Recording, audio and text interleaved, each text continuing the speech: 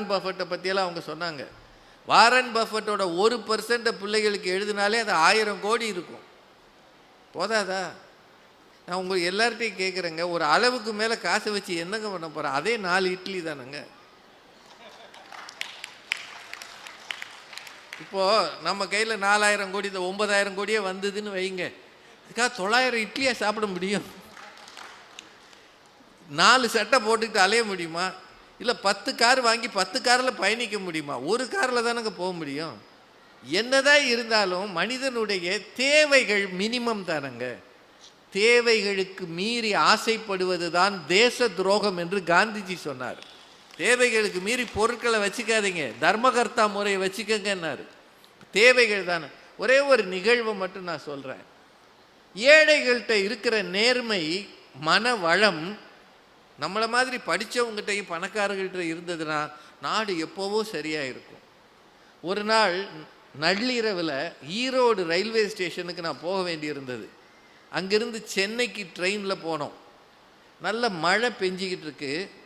என் கையில் இருந்த வேஷ்டி கட்டிக்கிட்டு, ஈரோடுக்கு நீங்கள் போனீங்கன்னா கீழே இறங்கி அண்டர் கிரவுண்டு வழியாக போய் பிளாட்ஃபார்ம் ஏறணும். இப்போ மற்ற ஊர்களெல்லாம் மேலே இருக்கும், ஈரோடுலாம், ஈரோடு சேலமெல்லாம் அப்படி தான் இருக்கும். அடியில் கூடி பெட்டியை தூக்கிட்டு படி ஏறி போகணும். இப்போது எனக்கு தெரிஞ்ச இந்த ஊரில் பையை தூக்கிட்டு போகிறது கஷ்டமாக இருக்கும்னு நினச்சி யாராவது போர்ட்டர் இருப்பாங்களான்னு பார்த்தேன். ஒரு பெரியவர் அங்கே உட்காந்துருந்தார், வயசானவர். அவர் என்னைய பார்த்தார். அவர் ஒரு முண்டாஸ் கட்டியிருந்தார், குளிருக்காக, நல்ல குளிர். அப்போது என்னைய பார்த்தாரு. பார்த்துட்டு, என்ன கூலியா அப்படின்னாரு. கூலினா நான் கூலியா அவர் கூலியான்னு தெரியல. கூலினா அந்த தொகை, கூலின்றது அந்த கூலி வேலை செய்பவருக்கும் பொருந்தும். கூலியா அப்படின்னாரு. ஆமாங்க. நான் சென்னைக்கு போனோம், சேரன் எக்ஸ்பிரஸ்ஸு பிடிக்கணும், இதை கொண்டாந்து கொடுத்துறீங்களான்னு. ஒரு பெட்டி தான், ரொம்ப கனமெல்லாம் இல்லை, சாதாரண பெட்டி தான். அப்படி பார்த்தாரு, என்னைய பார்த்தாரு. மழை நேரம், இது வரைக்கும் ஒருத்தர் கூட என்னை கூப்பிடலை, ஒரு போனியே ஆகலை, நீங்கள் தான் முதல்ல வந்திருக்கீங்க, வாங்க போவோம் அப்படின்னாரு. நான் உடனே இந்த மாதிரி ஆட்கள்கிட்ட எல்லாம் முதல்ல பேசிடணும், பின்னாடி அங்கே சண்டை வந்துடும்ல. நம்ம ஒரு நினப்பில் இருப்போம். இது ஒரு மனவடம். நான் அப்போ அவர்கிட்ட சொன்னேன், எவ்வளவுயா வேணும் அப்படின்னேன். அவர் இம்மீடியட்டாக 50 ரூபா கொடுங்கன்னார். 50 ரூபா.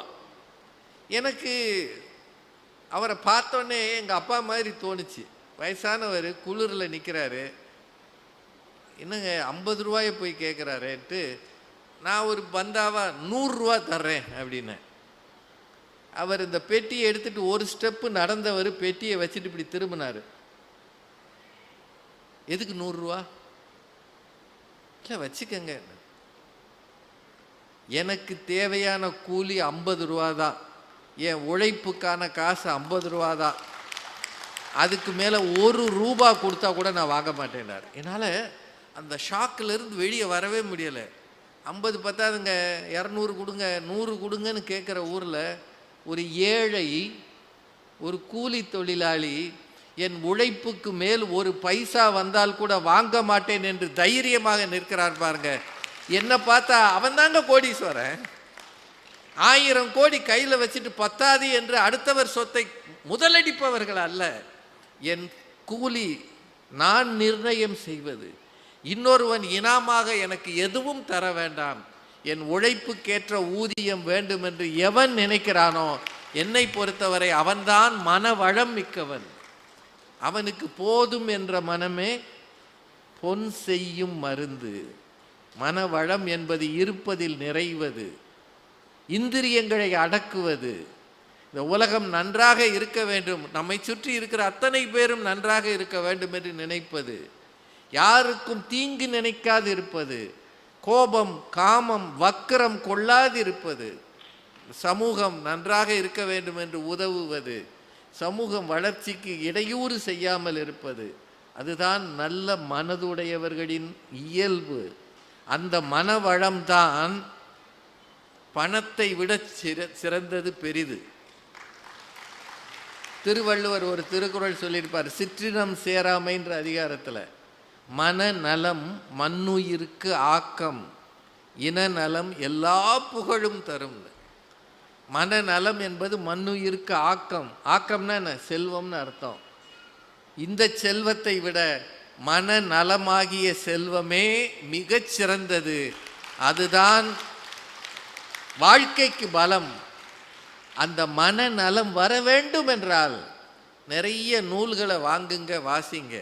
உங்களோடு புத்தர் பேசுவார், மகாத்மா பேசுவார், வள்ளலார் பேசுவார், இந்த உலகத்தில் வள்ளுவர் பேசுவார், கம்பர் பேசுவார்.